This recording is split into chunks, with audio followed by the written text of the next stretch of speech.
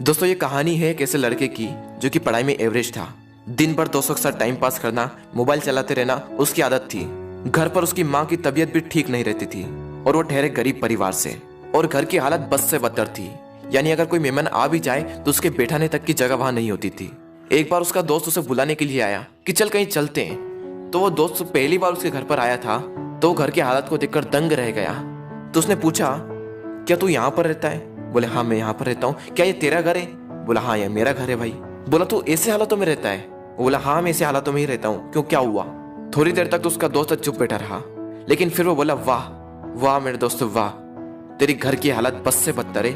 माँ घर पर बीमार पड़ी हुई है, पापा दिन रात काम करके थोड़ा सा पैसा जुटा पाते हैं और उससे घर खर्च चलाते हैं, और तू दिन भर मोबाइल चलाते रहता है, दिन भर दोस्तों के साथ टाइम पास करता है। तुझे अपने करियर की कोई चिंता नहीं और तेरे घर की हालत बस से बदतर हो चुकी है। तो एक बात बता, किसको धोखा दे रहा है? अपने आप को, अपने माँ बाप को? किसको धोखा दे रहा है? उसके दोस्तों ने कहा तू चल मेरे साथ। वो बोला कहाँ चलना है? नहीं तू चल मेरे साथ। तो उसका दोस्त उसे वहां ले गया जहाँ पर उसके पापा काम करते थे। उसके पापा एक फैक्ट्री में मजदूर थे। वो वहां पर बैठे हुए थे, पसीने से तरबतर होकर हालत बस से बदतर हो चुकी थी, शरीर में पेन हो रहा था, और उनके पास में उन्हीं की फैक्ट्री का एक मजदूर और बैठा था और वो उनसे कुछ कह रहे थे।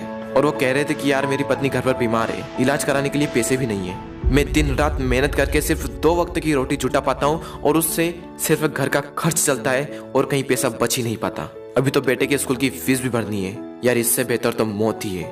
जिंदगी दुख का दूसरा नाम बन चुकी है। मैं तंग आ चुका हूँ इस जिंदगी से। अब तो सिर्फ मेरा बेटा ही मेरी आखिरी उम्मीद है। उसके पापा कह रहे थे कि देखना एक दिन मेरा बेटा इससे भी बड़ी फैक्ट्री का मालिक बनेगा। वो लड़का और उसका दोस्त दोनों उस चीज को देख रहे थे और पूरे गौर से सुन रहे थे। तभी उसके दोस्त ने कहा, देख देख कैसे जीते हैं तेरे पापा।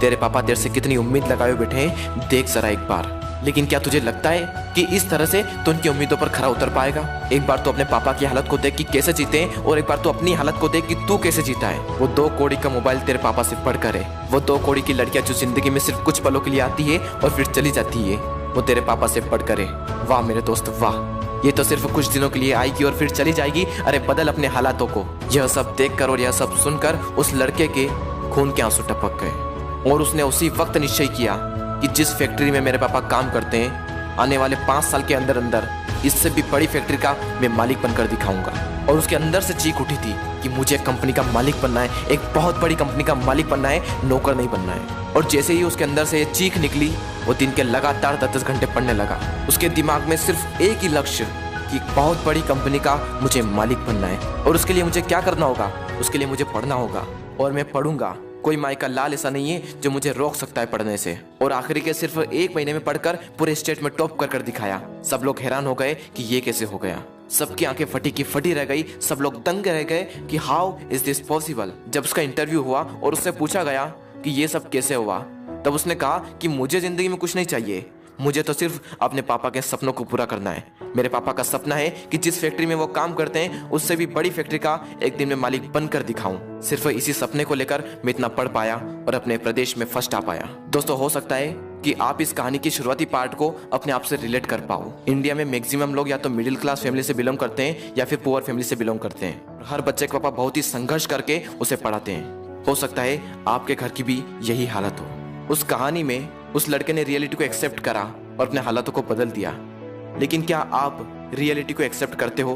क्या आप अपने सच को देख पाते हो, अपने हालातों को देख पाते हो, अपने आप को देख पाते हो कि आप क्या कर रहे हो और आपको क्या करना चाहिए? वो लड़का तो बहुत बड़ी कंपनी का मालिक भी बन गया, लेकिन क्या गारंटी है कि आप भी अपने पापा के सपनों को सच कर पाओ? क्या गारंटी है कि आप भी अपने हालातों को बदल पाओ? गारंटी है मेरे दोस्त, गारंटी है जब आपके अंदर से एक चीख उठकर आए, आपके अंदर से एक आवाज उठकर आए कि मुझे पढ़ना है, और सिर्फ इसलिए पढ़ना है कि मैं अपने हालातों को बदल पाऊं। और जिस दिन आपके अंदर से ये आ गया ना कि मुझे पढ़ना है और सिर्फ इसलिए पढ़ना है कि अपने हालातों को बदलना है, अपने मम्मी पापा के सारे सपनों को सच करना है, जिस दिन आपके अंदर से ये आवाज आ गई, उस दिन से एक बात तो तय है कि आप अपने हालातों को बदल दोगे, अपने माँ बाप के सारे सपनों को सच कर दोगे। बस जरूरत है तो एक अंदर से आवाज की। दोस्तों बहाने बनाने से कुछ नहीं होगा। बहाने तो हर कोई बनाता है, हर वो इंसान बनाता है जो कायर होता है। मेरा मन नहीं लगता, मुझे आलस आ रहे हैं, मुझे मैथ्स टफ लगता है, मुझे साइंस टफ लगता है, मुझे ये टफ लगता है, मुझे वो टफ लगता है। कुछ भी टफ नहीं है। जाकर पूछो स्टॉपर से कि तुझे क्या टफ लगता है। तो हमेशा हमें सिर्फ एक ही चीज सुनने को मिलती है कि पढ़ने वाले के लिए कुछ भी टफ नहीं है। और दोस्तों जिंदगी का भी यही वसूल है, करने वाला कुछ भी कर जाएगा, और जो ना करने वाला है ना, वो छोटी सी मुसीबत आने पर रुक जाएगा। बहाने बनाने में उसका कोई रिकॉर्ड नहीं, उसे दिन भर आलस आते रहेंगे, उसके अंदर की एनर्जी बाहर उठ ही नहीं पाएगी। मैथमेटिक्स करते वक्त अगर आपको कोई डाउट आता है तो मेरे पास एक एप्लीकेशन है जो आपको सजेस्ट करूंगा, जिसका नाम है डाउट नट। आप यहाँ पर किसी भी सवाल का फोटो खींचकर उसका आंसर पा सकते हैं। IIT JEE की क्रश कोर्स की सुविधा भी आपको यहाँ पर मिल जाती है। और अगर आप बायोलॉजी ग्रुप से बिलोंग करते हैं तो उसकी सुविधा भी हाल ही में यहाँ पर हो चुकी है। मोबाइल में फालतू की चीज़ों को रखा जाए इससे तो अच्छा है कि कुछ काम का रखा जाए और मोबाइल का उपयोग अपनी पढ़ाई में किया जाए।